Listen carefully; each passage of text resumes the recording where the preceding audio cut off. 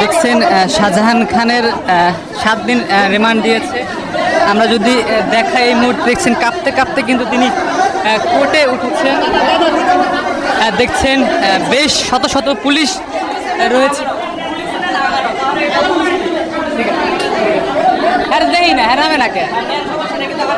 ঠিক আছে, দেখছেন 7 দিনের রিমান্ড দিয়ে কিন্তু শাহজাহানকে কিন্তু নিয়ে এসছেন। আসলে কোর্টে কিন্তু বেশ তর্ক হয়েছে দুই পক্ষের আইনজীবীদের মধ্যে, এবং সেই আইনজীবীদের মধ্যে তর্ক বিতর্কের মধ্যে এক পর্যায়ে 7 দিনের রিমান্ড দিয়ে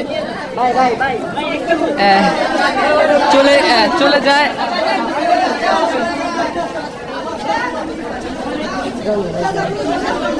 আমরা যদি দেখাই,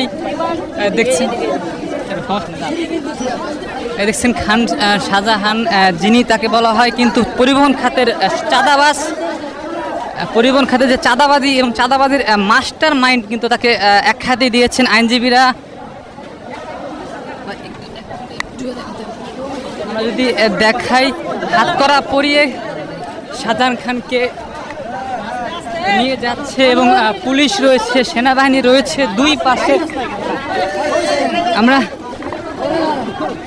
যদি দেখাই প্রচন্ড ভিড়ের মাধ্যমে ধাক্কা কিন্তু আসতে পারে, ভাই ধাক্কা ধোক্কা দিয়ে যান।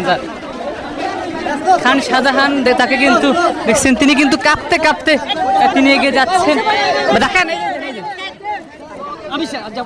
চাঁদাবাজ, কিন্তু তাকে চাঁদাবাজ খ্যাত না বলা হয়, পরিবহন খাতের চাঁদাবাজ শাহজাহান খান, তাকে কিন্তু ধরে নিয়ে যাচ্ছে পুলিশে। দেখছেন তিনি কিন্তু ভয়ে বেশ আতঙ্কে ছিলেন, যাকে পরিবহন খাতে চাঁদাবাজ বলা হয়, তিনি কিন্তু ঘেমে গিয়েছেন। আমরা যদি এক নজরে দেখাই, এবং এখানে কিন্তু বেশ নিরাপত্তা ছিল, এবং পুলিশ এবং ডিবি কার্যালয়ে যখন থেকে আনা হয় তখন কিন্তু বেশ উত্তেজনা ছিল এইখানে। এবং যখন এজলাসের সামনে বা সামনে আইনজীবীরা তর্ক বিতর্ক করছিল, তখন কিন্তু তার যে কুকীর্তি, তার দুর্নীতি, সকল কিছু তুলে ধরেছে। আমরা যদি এক নজরে দেখাই তাদের আইনজীবীরা আসলে কি বলতে দেখছেন। আমরা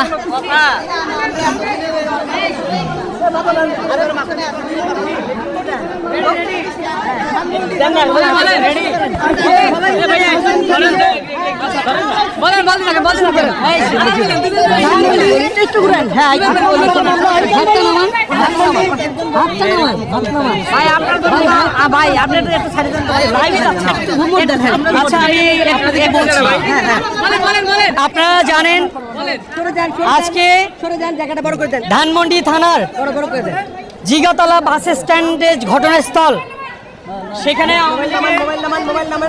রেডি আপনি বলতে থাকেন। আজকে শাহজাহান খানকে নিয়ে আসা হয়েছে, এই আদালতে ওঠানো হয়েছে। আপনারা জানেন যে জিগাতলাস্থ যে ধানমন্ডি বাস স্ট্যান্ড, সেখানে আওয়ামী লীগের কেন্দ্রীয় পার্টি অফিস।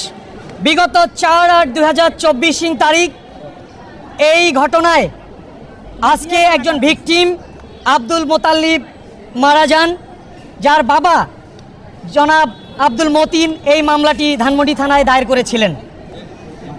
আজকে এই শাহজাহান খানের বিরুদ্ধে 14 দলের যে বৈঠক হয়েছিল, ছাত্র জনতা কোটা সংস্কার আন্দোলনকে প্রতিহতের যে ঘোষণা দিয়েছিল, এই শাহজাহান খান একজন অন্যতম এই মামলার 23 নং জাহান্নামী আসামি। 41-এর মধ্যে এই আসামির বিরুদ্ধে আজকের ঘটনায় সুস্পষ্ট অভিযোগ। সেখানে শটগান ব্যবহার হয়েছে, বেআইনি অস্ত্র ব্যবহার হয়েছে, গুলি ব্যবহৃত হয়েছে, ব্যাপক পরিমাণ টিয়ার শেলের ব্যবহার হয়েছে। এই শাহজাহান খান যখন ছাত্র কোটা বিরোধী আন্দোলন যে চলছিল, শান্তিপূর্ণ আন্দোলন, সেখানে তিনি আজকে 14 দলের সাথে একসাথে একাত্মতা প্রকাশ করে পূর্বের তার যে কালো অধ্যায়, বিভিন্নভাবে যে এই বাংলাদেশে বিভিন্ন অপতৎপরা সৃষ্টির যে কৌশল, সেটি উনি বিগত 4/8/2024 তারিখে ছাত্র জনতার উপর প্রয়োগ করার কারণেই এই আব্দুল মোতালিব কিন্তু ঘটনাস্থলে গুলিবিদ্ধ হয়ে মৃত্যুবরণ করেন। দেখছেন শাহজাহান খানকে